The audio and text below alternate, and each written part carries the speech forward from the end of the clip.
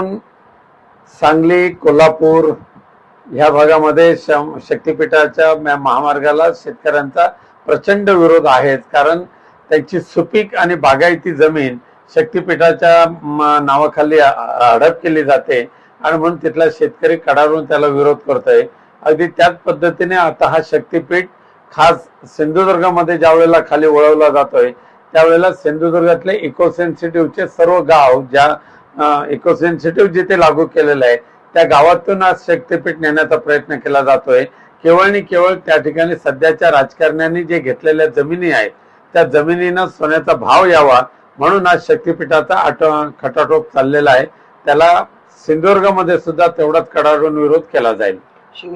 ह्या वावड्या मागच्या 2 महिन्यापासून उठवल्या जात आहेत गद्दार गटांकडून, पण आमची खात्री आहे की शिवसेना उद्धव बाळासाहेब ठाकरे पक्षाचे जे खासदार आहेत ते मातोश्रीशी एकनिष्ठ आहेत।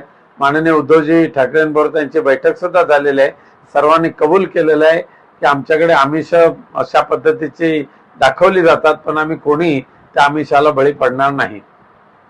ह्या बातमीमध्ये तसं तथ्य नाही आहे, पण त्याचबरोबर नाशिक विधान परिषदेच्या निवडणुकीमध्ये शिवसेना उद्धव बाळासाहेब ठाकरे पक्षाचा कोणी उमेदवार उभा राहिलेला नाही आहे। त्यामुळे जे शिवसेना उद्धव बाळासाहेब ठाकरेचे मतदार आहेत त्यांनी मतदान कुठे करावं याबाबतचे आदेश माननीय पक्षप्रमुख उद्धवजी ठाकरे साहेबांच्या माध्यमातून दिले जातील। खरं म्हणजे जिल्हा परिषदेची निवडणूक झाल्यानंतर सध्याच्या जिल्हा परिषदेच्या या कारभारामध्ये बोगस ठेकेदारांचा एक कंपू तयार झालेला आहे आणि ह्या ठेकेदारांच्या माध्यमातून सत्ताधाऱ्यांच्याच आशीर्वादाने अशा पद्धतीचे खोटे नाटे व्यवहार केले जातात असे सर्वांची समज झालेली आहे। त्यामुळे प्रामाणिकपणे काम करणाऱ्या ठेकेदारांना बिलं मिळत नाहीयेत, पण बोगस बिलं काढून बोगस पद्धतीने खोट्या नाट्या सहाय्य करून त्या पैसे उकळायचे हा धंदा या जिल्हा परिषदेतल्या सत्ताधारी लोकांच्या आशीर्वादाने होतोय अशी ठाम भूमिका आहे। एक मात्र नक्कीच आहे की ज्या पद्धतीने मागच्या काही वर्षामध्ये हा सिंधुदुर्ग जिल्हा हा ड्रग माफियांचा अड्डा बनलेला आहे। इतर देशातलेच इतर राज्यातून सुद्धा ड्रग विकत घेण्यासाठी या सिंधुदुर्गमध्ये येत आहेत।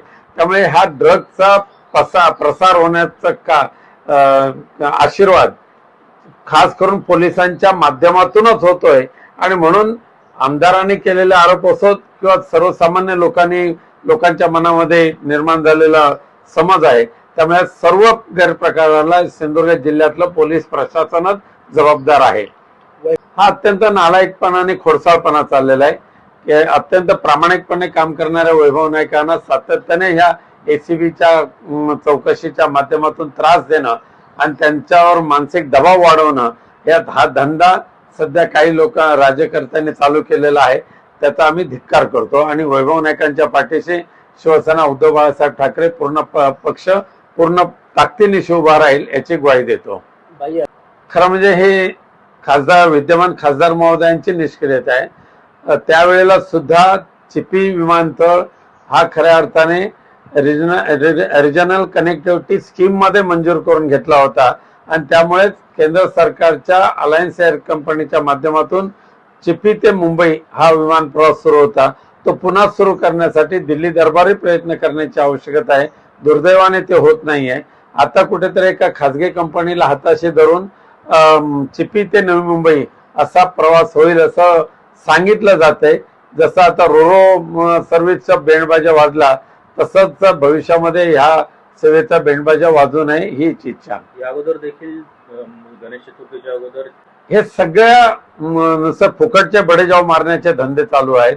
ज्या पद्धतीने मगाशी मी सांगितल्याप्रमाणे मुंबई ते विजयदुर्ग रोरो सेवा ही संपूर्णतः अपयशी ठरली, तसंच चिपी ते मुंबई ही विमान सेवा सुरू करण्यामध्ये सुद्धा ह्या जिल्ह्यातले राज्यकर्ते जे विद्यमान पालकमंत्री आहेत खासदार आहेत हे पूर्णपणे अपयशी ठरलेले आहेत। अशा यापूर्वी किमान 100 वेळेला नितीन गडकरींनी आश्वासने दिलेली आहेत, पण प्रत्यक्षात महाराष्ट्रातल्या इतर ठिकाणचे रस्ते झाले पण मुंबई गोवा राष्ट्रीय महामार्गाची दुर्दशा मात्र अद्यापही संपत नाही। कारण इथले जे ठेकेदार आहेत ते ह्याच राज्यकर्त्यांचे नियुक्त केलेले ठेकेदार आहेत। बोलले.